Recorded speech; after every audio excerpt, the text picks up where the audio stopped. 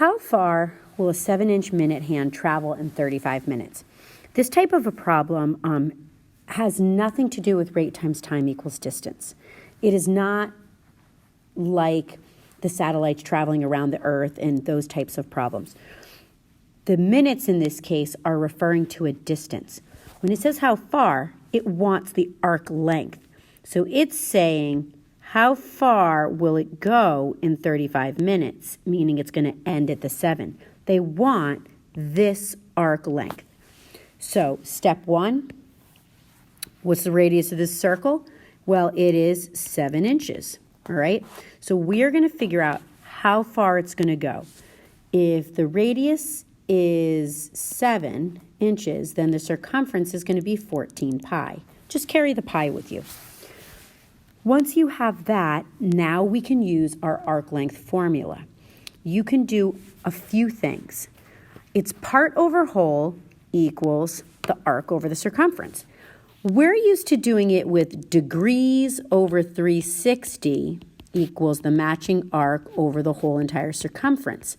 Well, we're not going to really want the degrees over 360 because we don't want to convert this to degrees. Let's just use the minutes. So, how many minutes have gone by? 35. What's the total amount of minutes that we're going to talk about? 60. What's the arc length? We have no idea. What's the total way around the circumference? Well, we know that's 14 pi. And then you just solve this problem. Cross multiply and get it done. Another way you could do this is, since all of the pieces are equally spaced, 35 minutes is at the 7. What's the total way around? 12. Still equals the arc, and it still equals the circumference for the whole thing. And if you look, it's pretty believable. Take a look at our original one right here. 5 goes into both of those. 5 goes into 35 7 times, and 5 goes into 60 12.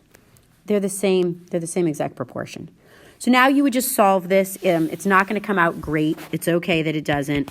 7 times 14 pi equals 12x. We're going to divide both sides by 12. And 2 goes into 12 6 times, and 2 goes into that 7. This is a little ugly. 49 pi over 6. You would probably have one that worked out. But this would be the exact answer. And then you could get an approximation by plugging this into your calculator using the pi key. And you would get, let me just do it out.